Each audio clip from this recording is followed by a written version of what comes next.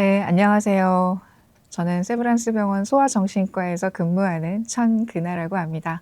여러분들께 제가 말씀드리고 싶은 내용은 우리 아이가 느린 아이일까?에 대해서 한번 살펴보는 시간을 갖도록 하겠는데요.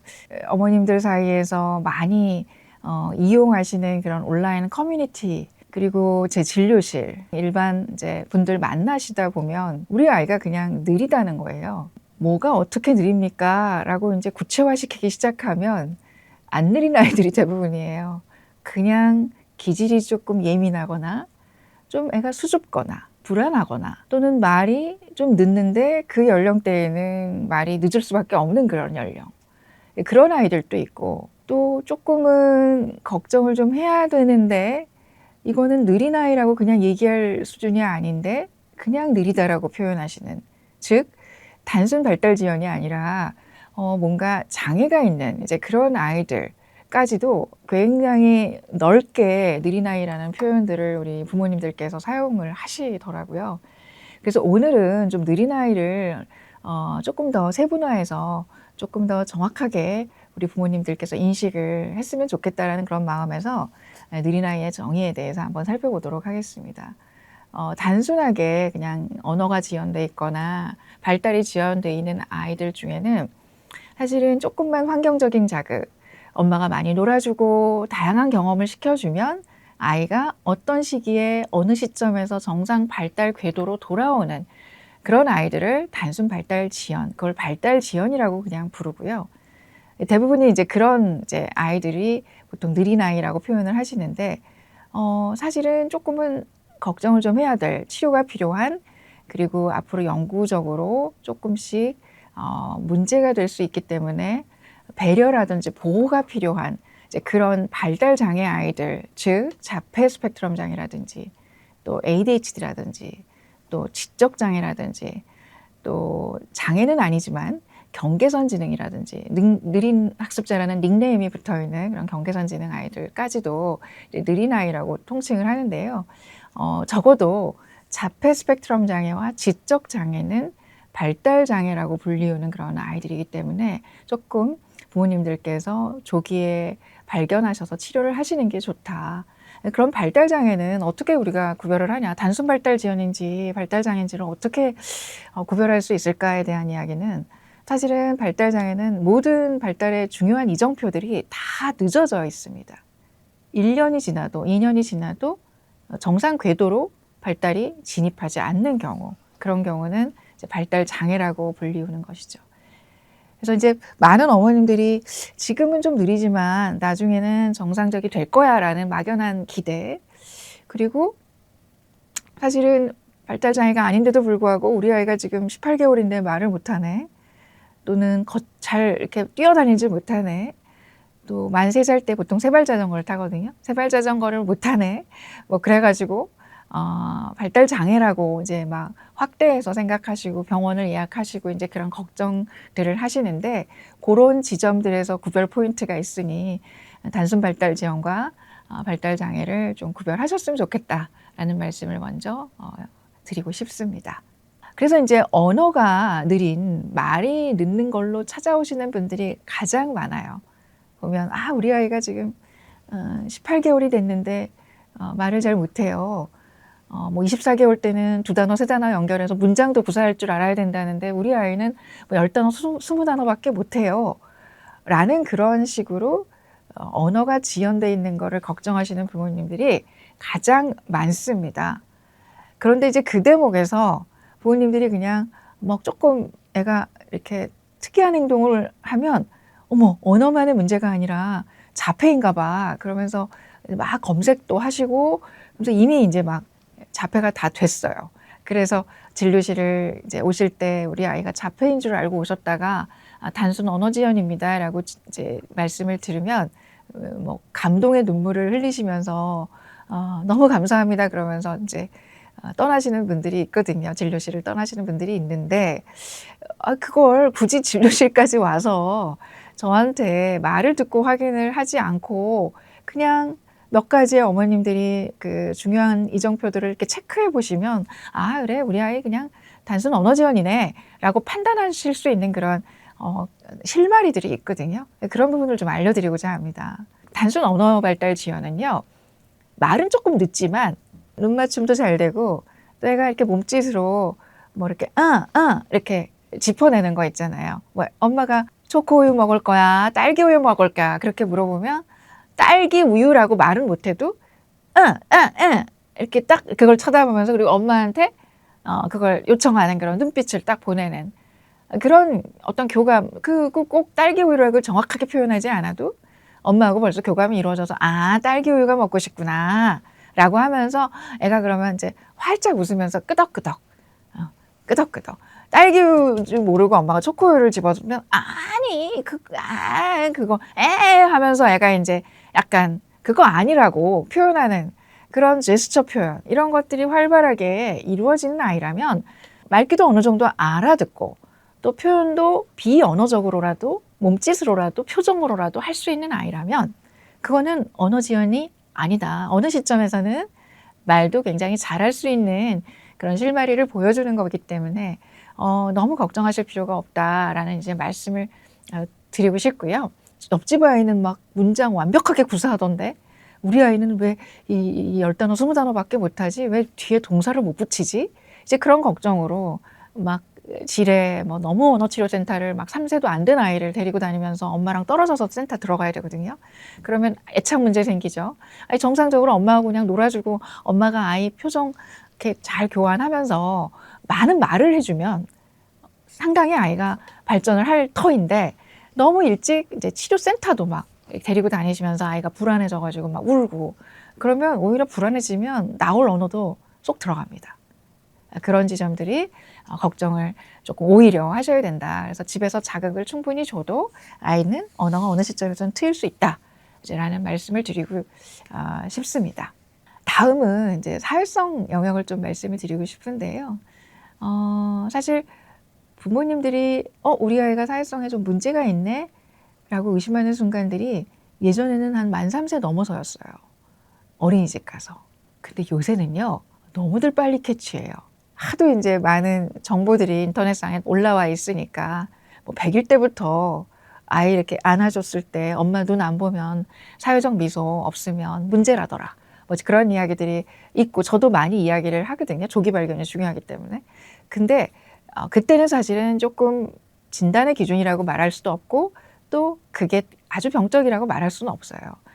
그래도 조금 걱정을 해야 될 시기는 이제 18개월 때입니다. 왜 18개월이 중요하냐면 이제 18개월쯤 되면 아이들이 조금 발달이 늦은 아이도 좀 걷는 게 늦었던 아이도 독립보행을 좀 늦게 했다고 하더라도 18개월 때는 대부분 걷거든요. 보통은 돌 때 독립보행을 하는데 18개월쯤 됐을 때는 이제 자유롭게 많이 막 뛰어다니기도 하고, 물론 뛰어다니니까 막 넘어지기도 하고 하지만 일단은 이제 애가 기동성이 확실하게 늘어나는 시기가 18개월인데 이제 그때 가면 아이들이 세상을 이렇게 기어다니기만 하다가 갑자기 직립보행을 하게 되니까 막 보이는 게 세상이 다르잖아요. 그러니까 뭐 신기한 것들이 많은 거죠. 그래서 이제 뭐 막 이것저것 만지고 막 그렇게 걸어다니기 시작하는 집들 이렇게 놀러 가보시면, 친구 집들 놀러 가보시면 막 모든 게 위에 다 올라가 있잖아요. 손 안 닿게 하려고. 그러면 이제 엄마들이 땡땡아 그거 만지면 안 돼. 그만. 그래야 되는데 애를 이름을 부를 일이 많이 생기잖아요. 그럼 애가 이름을 부르면 딱하게 엄마를 쳐다보고 이거 만지면 안 되는 건가 봐. 그러면서 이렇게 멈춰야 되는데 안 멈춰. 그리고 아예 그냥 반응을 안 해. 소아야, 소아야, 소아야, 갑자기 소아야, 불러도 반응이 없는 아이. 소아야. 내 아이에게 무슨 일이 일어난 걸까요? 처음 아내에게 아이가 자폐 증상을 보인다고 했을 때 아내는 울면서 저에게 화를 냈어요. 정말 밝고 건강한 아이였거든요.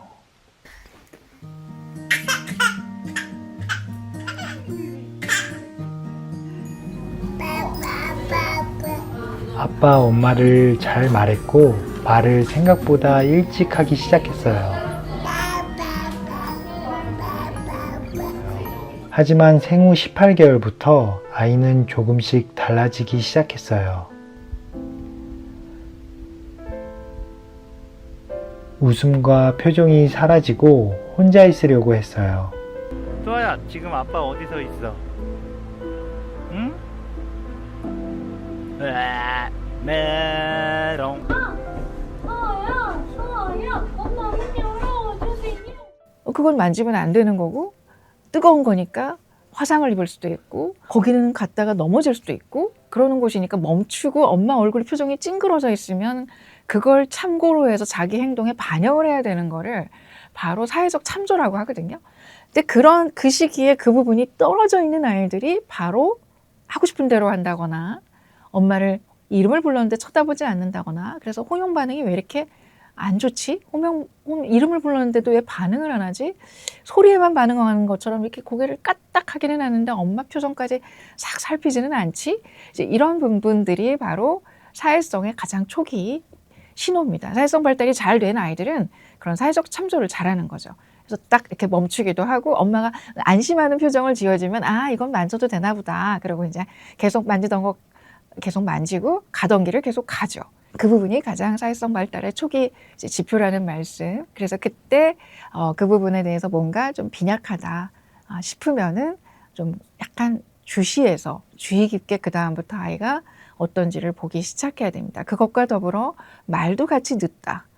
또 약간 특이한 행동을 한다. 뭔가 애가 손에만 갖다 하면 다 일렬로 줄을 세운다거나 또는 뭔가 동그란 걸 보면 자꾸 돌린다거나 뭔가 이렇게 독특한 행동을 뭐 이렇게 손을 턴다거나 이렇게 이렇게 손바닥을 자기 얼굴 앞에 가져가서 이렇게 시각적인 어떤 뭔가 뭘 도대체 즐기는지 모르겠는데 뭔가 이렇게 보면서 허공을 보면서 즐긴다거나 이제 그런 부분들이 있다면 조금 사회성 발달 장애를 그게 바로 자폐 스펙트럼 장애인데요. 사회성 발달 장애를 의심해야 됩니다.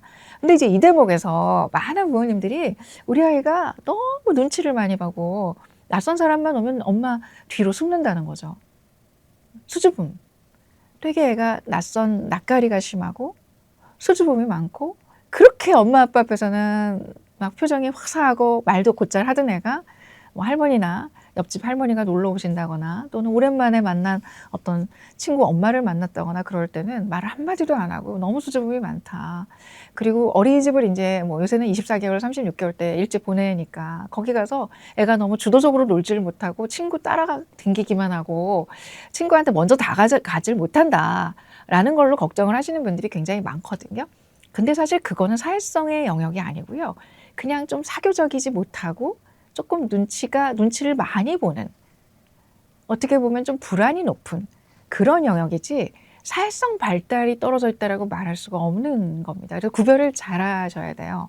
그래서 많은 분들이 사교적인 것과 사교적이지 않은 것을 사회성이 좋다, 사회성이 나쁘다와 혼동해서 사용하는 경우가 있는데 사실은 사회성 발달은 오히려 눈치를 많이 본 게 좋은 겁니다. 사회성 발달이 좋은 아이들은 위협적인 상황에서 본인이 이렇게 탐색을 하고 저 사람이 나를 어떻게 할 것인가, 호의적으로 대할 것인가, 혼을 낼 것인가, 갑자기 주사기를 들고 달려올 의사 선생님인가 그런 걸 보고 싹 이렇게 눈치를 보죠. 그건 사회성이 좋은 거예요. 오히려 사회성이 안 좋은 아이들은 낯선 공간을 갔는데도 아랑곳 않고 아무한테나 아무 공간이나 막 가고 심지어 의사 선생님 무릎에 앉기도 하고 제 진료실에서 이제 학생들이나 전공의들이 참관을 하는 경우가 있는데 전공의들 앞에 딱 가가지고 누구세요? 라고 물어보는 아이도 있고요. 자기가 좋아하는 그 글씨와 명찰을 보고 명찰만 뚫어지게 쳐다보는 아이도 있고요. 그 전공의 뒤에 있는 자기가 좋아하는 어떤 기차 그림이 있었는데 또는 숫자 달력이 있었는데 그걸 보려고 전공의를 마치 이렇게 발판 삼아 이렇게 딛고 올라가는 아이도 있었어요. 전공의가 사람이 아닌 거죠. 그냥 거기는 그냥 걸리적거리는 사물일 뿐인 거예요. 자기가 좋아하는 그 숫자를 보기 위해서. 그게 바로 사회성이 떨어지는 것이지 아무한테나 다가가는 게 사회성이 좋은 게 아니라는 거죠. 뭐 엘리베이터 같은 데서 사회성이 떨어지는 아이들은 자기가 좋아하는 숫자를 누르는 어떤 아주머니 보고 아주머니? 아주머니라고 부르지도 않아. 20층이다. 30층이다. 그렇게 막 계속 멘트를 하는 아이도 있어요. 그러면 이제 그 아주머니는 아유 귀엽다. 뭐 너는 어디 살아? 그러면 대꾸를 안 해. 자기가 할 말만 하고 어떤 사람이 호의를 보이는 거에 대해서는 반응을 안 보이는 거죠.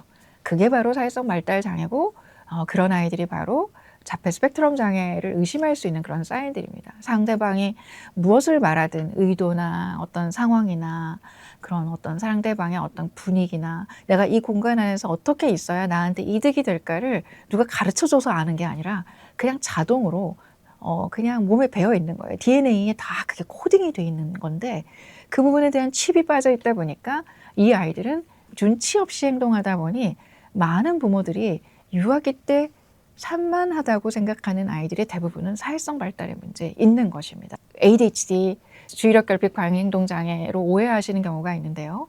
유아기 때 눈치 없이 여기저기 가고 막 부산스럽게 왔다 갔다 하는 아이들은 오히려 분위기 파악을 못하는 그런 자폐 스펙트럼 장애일 가능성이 있다는 부분들을 조금 염두에 주셨으면 좋겠습니다. 그 다음에 이제 많은 분들이 걱정하시는 이 까치발 부분들, 까치발이 이제 이게 발이라고 한다면 이렇게 걷는 거거든요. 발바닥을 전부 다 닿으면 너무 불편한 거죠. 그래서 자폐 스펙트럼 장애 환자들이 감각적으로 되게 일반 사람들과 느끼는 감각이 좀 달라요. 너무 아무것도 아닌 건데 예민한 아이가 있는가 하면 우리는 너무 힘든 소리인데 너무 둔감한, 너무 힘든 자극인데 너무 아픈데 얘네들은 하나도 안 아파. 너무 시끄러운데 얘네들은 너무 잘 들어. 그리고 우리는 너무 좋은 음악인데 얘네들은 막 귀를 막아. 생활소음인데도 그냥 백색 소음인데도. 이제 그런 경우가 바로 자폐 스펙트럼 장애 아이들이 많이 보이는 감각적 이상 이제 증상인데 이 이유가 대체로 전정 감각이라든지 어떤 촉감이라든지 또는 어떤 여러 가지 오감 부분에서 조금 우리 일반적인 아이들과 회로가 다르기 때문에 이것도 다 사회성 회로, 감각 회로하고 관련이 있다라고 알려져 있습니다. 그래서 그 까치발 얘기로 다시 돌아가면 까치발이 이렇게 걷고 있는 아이들이 엄마들이 까치발만 걸으면 까치발이라는 것이 자폐 진단 기준 항목에 있다. 그래서 다 자폐인 줄 알고 막 굉장히 걱정들을 많이 하시고 까치발 질문들을 진짜 진료실에서 많이들 하시는데요.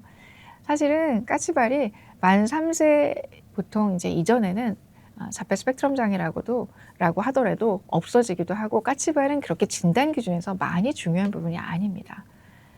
그리고 심지어 까치발을 걷지 않는 자폐도 많아요. 자폐가 아닌데도 까치발을 걷는 경우도 있습니다. 자폐 스펙트럼 장애 진단 기준에 다른 건 하나도 부합되지 않는데 까치발을 걷는 아이들도 있어요. 그런 경우에는 보통은 이제 만 3세 이후에 저절로 없어지거든요. 그런데도 불구하고 까치발을 계속 걷는다.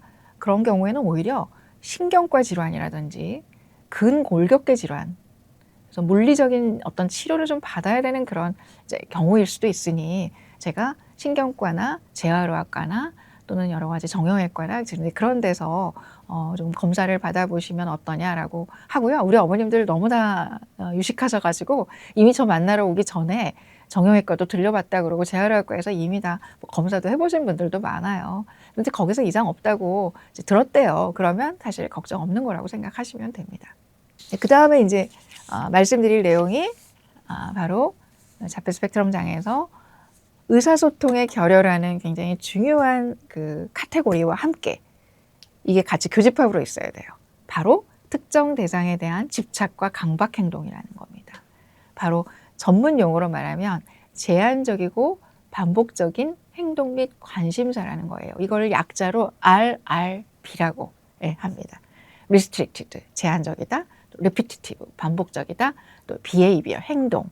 그리고 interest, 관심사. 그래서 제한적이고 반복적인 행동 및 관심사라는 그런 항목이 의사소통 결여라는 거. 여기 의사소통에는 아까도 얘기했지만 언어 지연만 있는 게 아니고요. 비언어적인 소통도 뭔가 좀 어색해. 몸짓 언어도 안 되고 눈도 안 보고 이제 그런 비언어적인 의사소통의 결여와 함께 이런 RRB, 제한적이고 반복적인 관심사 및 행동이 같이 있다면 이게 바로 자폐 스펙트럼 장애의 진단 기준이 되는 것이죠.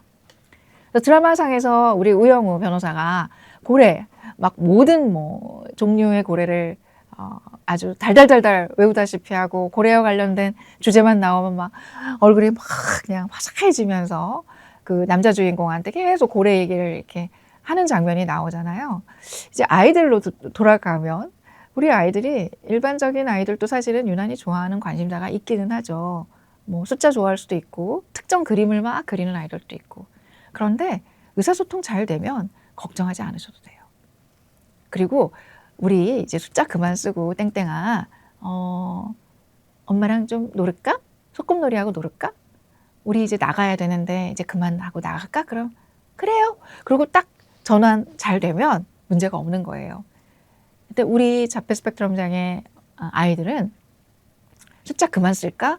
이제 이거 해야 되는데 이제 그만하자라고 하면 굉장히 스트레스 받아야 합니다. 울기도 하고요. 소리를 지르기도 하고요. 또 엄마를 때리기도 하고요.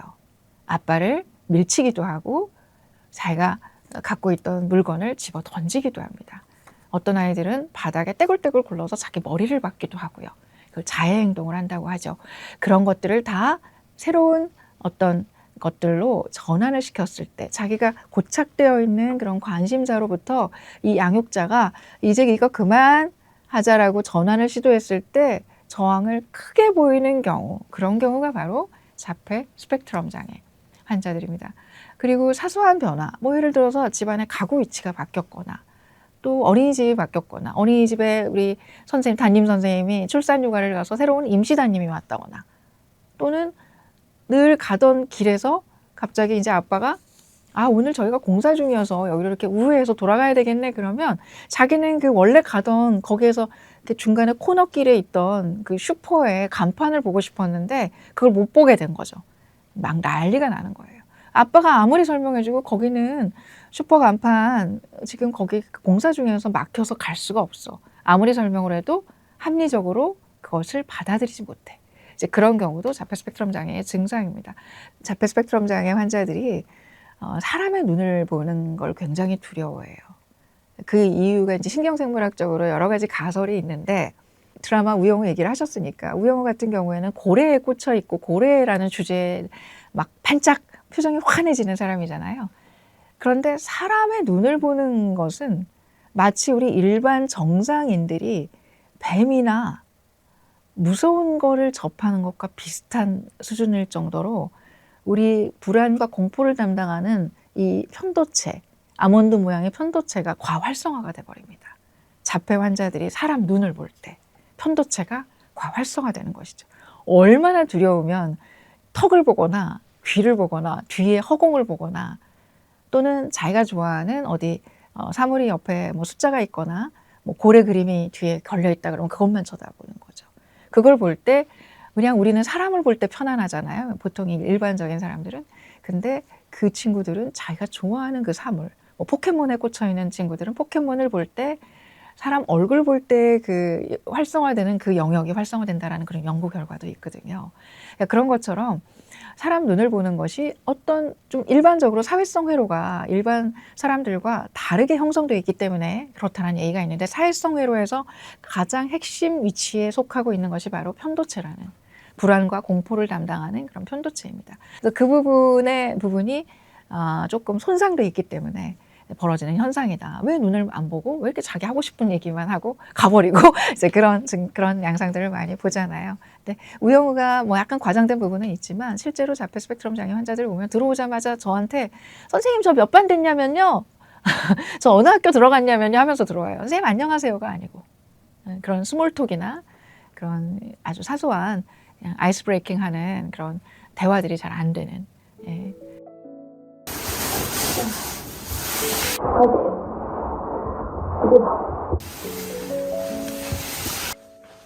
소환아 가자.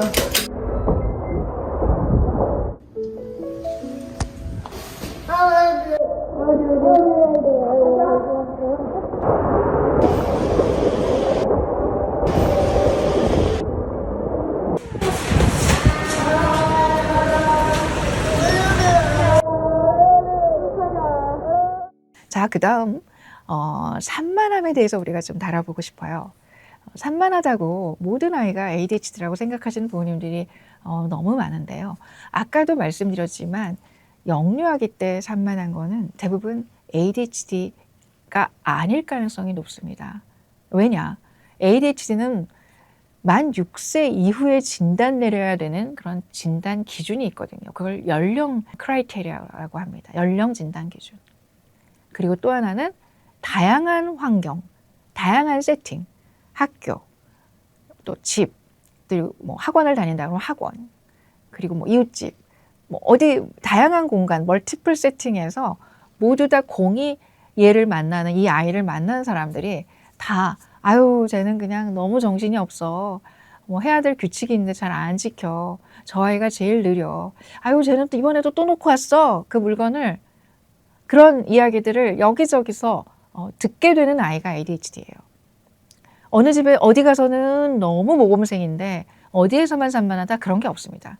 근데 자폐 스펙트럼 장애는요. 익숙한 공간에서는 거의 문제가 없어요. 자기 루틴이 지켜지고 예측 가능한 곳에서는 큰 문제가 없어요. 근데 아까도 말씀드렸지만 뭐가 변화가 생겼다. 낯선다. 처음 가보는 공간이다. 처음 만나는 사람이다. 조금 힘들어집니다. 내가 어떤 행동을 해야 될지 머릿속에 탑재된 뭔가가 없기 때문에 그래요. 늘 새로워요, 얘네들한테는. 그러니까 일단 처음에는 막 이 행동 저 행동 해보고 보는 거예요. 어쩔 줄을 몰라요. 내가 무슨 행동을 해야 될지를 모르는 거죠. 기본적으로 눈치나 분위기 파악을 잘 못하기 때문에.